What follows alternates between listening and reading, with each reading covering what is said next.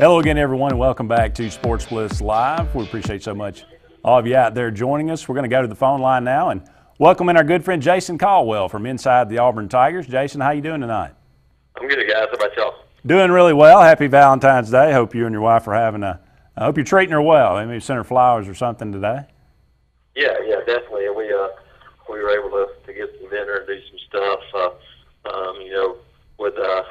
With not much time with baseball starting this weekend, it was a chance to take a little bit of a deep breath and thankfully be able to do a little bit away from work for at least a little while. Yeah, absolutely. That's always good. Well, Auburn falls to Florida tonight, 114-95. Now, Florida's a very good team. They were very hot coming in, number 15 in the country. But I think we thought about it. Auburn now in the second half of the last three games has given up over 180 points. Not good. Auburn just cannot seem to figure out how to play defense. Yeah, it's the interesting thing about this game is Florida came in the number 5 defensive team in the country. They're only giving up 65 points a game, and so you think about it. Auburn's offense comes out. I mean, you scored 95 points and you lose by almost 20. It's just following the same pattern for this team. I mean, of course, 50 in the first half isn't very good either, but you give up 64 in the second half, 63 Saturday in Oxford, to 64 to Mississippi State last week. You're giving up just points in bunches, and it's definitely an issue, and it's one of those things now that I think it's almost in their heads. And of course, when you do that, even giving up open shots doesn't mean the other team's going to make them. They run into some teams that have shot the ball pretty well too, but too many easy transition baskets, too many of those plays just over and over and over again, wide open looks on defense, and it's in this team's head right now. And I don't know the answer. This coaching staff has done pretty much everything I would imagine that you would do for a group, and right now nothing seems to work. And you see it a lot of places, a lot of teams that playing younger guys in college basketball. You go look at the teams that play really good defense, and it's normally teams that have some veterans. Kentucky, not a great defensive team, especially away from home.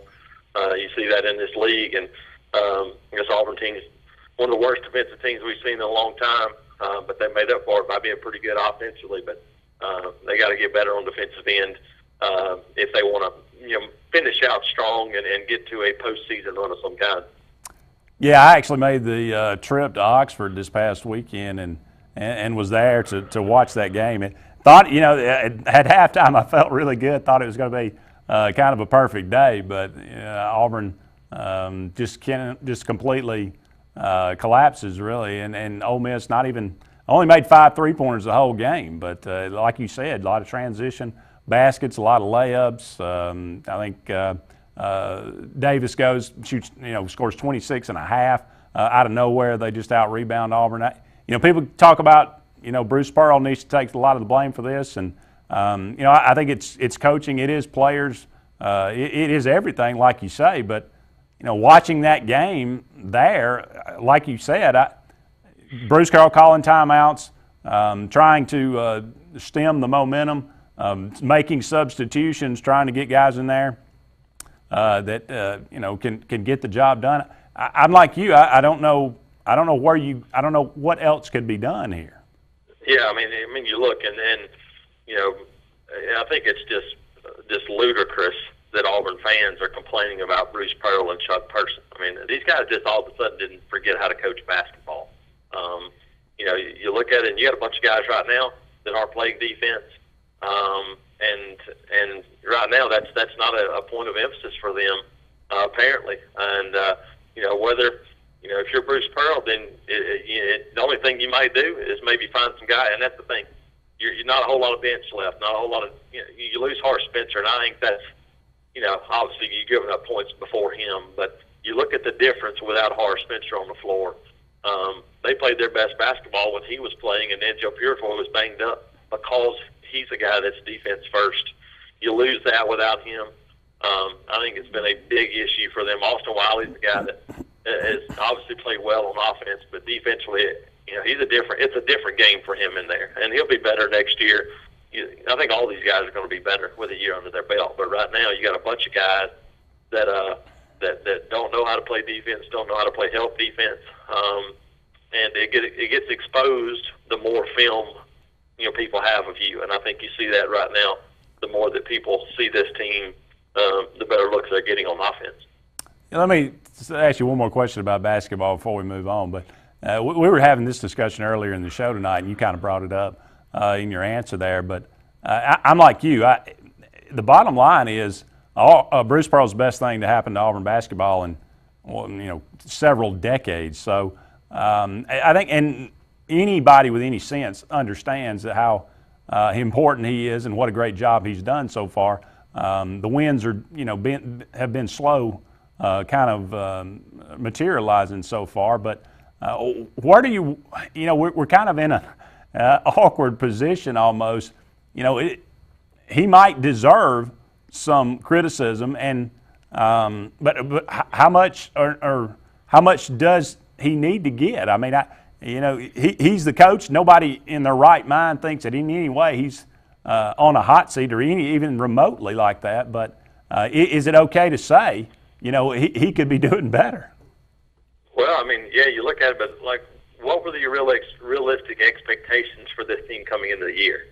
That's the question that you have to ask yourself, because the realistic expectations for this team coming into the year, mine weren't to be an NCAA tournament team. I thought this team had a realistic shot to maybe get to 9-9 in the SEC. That's about where they're going to have a chance to get. I think it's realistic expectations. Would people feel better if games were 50-39? Probably not. Then you'd be complaining about offense. I just don't. There's not an answer to it. When you don't win and you give up a bunch of points, people are mad. It kind of reminds me of 2014 in football. Would you feel better if you lost 13-9 than 55-44? Probably not, because then you complain about the offense. So I mean, when you don't win, there's going to be an issue. There's going to be concerns. If you're losing close games, and they have been, but it's been the defense that's been the issue. I think that's something that can be corrected. I think a lot of it is mindset for young guys, and obviously, coaches have to take their share of the blame. But in the end, like I said, when you got a guy that has coached defense and done the things he's done in the NBA, and it's everybody. Chuck Person's not you don't have a defensive coordinator in basketball. Everybody coaches everything in basketball. But these guys have coached. I mean, Bruce Pearl's won a bunch of games in basketball, and they just didn't all of a sudden just forget how to coach defense on the other side. The players have to take their share of the blame. Auburn hires Larry Porter, tight ends H-back coach. Talk a little bit about him and what he's going to mean to the program. I think you look in recruiting. Say Louisiana, I think that's going to be really important. For him to go down there with Cody Burns and recruit say Louisiana. But I think maybe as big as anything, add you another guy in the state of Florida. Auburn, it's always been a place that Auburn recruits and recruits well. He gives you another guy that has recruited South Florida before, has contacts down there, and I think that's really important. So if you look at him, the things he can add there. I mean, he's a guy that's had success in coaching wherever he's been, and I think he brings an extra dimension to the staff, and I think it'll be interesting to see just the dynamic of him at a new position, coaching tight ends and H-back. It shouldn't be a big deal for him, being on the offense his whole career. It should be a huge transition for him there. So I think he's the guy that adds a good bit on the recruiting trail, and we'll see, how much it impacts, moving forward. We'll probably get a much better feel for it during spring practice when you start to get some of these guys in to take visits. Has Auburn delegated the special teams responsibility, or are they waiting for the 10th assistant to be okayed, and will that happen this season? Yeah, no, Tim Horton's special teams coach. Okay. That was done when everything was announced. Tim Horton will be coaching special teams, and I think it's a good move for him. He has helped out in special teams since he's been at Auburn. He's done that before at Arkansas. So, he'll be coaching special teams. And, I think the 10th, I expect it to happen in April. The question is going to be what direction, do you go if you're Auburn? I think with Tim Horton being special teams now, I think this opens it up to be another defensive coach for Auburn, when and if this thing happens in a couple of months. Well, baseball season beginning this weekend. You mentioned that earlier. Auburn opening with George Washington. This is going to be year 2 under the Butch Thompson era. What do you expect from this team? I'm much more pitching defense oriented. I think that's what Butch Thompson has always built his game around. Wasn't able to do that last year. You kind of play the hand that you're dealt, and didn't have a fall practice to even work with those guys. And so I think for him, having a fall to be able to kind of see where he stacks up on the pitching staff and have a forward breeding class in, much more pitching defense oriented. But I think you look offensively, and there's some junior college guys that have a chance to I think really make an impact. Josh Anthony at third base, Luke Jarvis at shortstop, Daniel Roberts back at first base. Bo Decker returns after a redshirt year in the outfield. I think those guys in the middle of the lineup are going to be guys they're going to count on to produce. But I think you're going to see a lot less, maybe 8-9 run games for this team, both offensively and defensively. I think for them, 3-1, 4-2 type games is what Butch Thompson's looking to win. Well, Keegan Thompson coming back from surgery on his arm, Tommy John. He's going to get the start in game 1. Is that correct? Does he look 100%? Correct. He looks good. He actually was throwing last spring, but they decided not to rush him back just to make sure that he's going to be 100%. So a lot of times it's tough, coming back from Tommy John because that first year the feel doesn't return as much. He's had a chance to kind of work through those things for the last 9 or 10 months or so. So I think Keegan looks good. He feels good throwing the ball well, and you look at him and Casey Mize, sophomore, Gabe Klobasitz, senior, and then Davis Daniel, the true freshman from Montgomery, will be the 4 guys that will be in the starting rotation this weekend.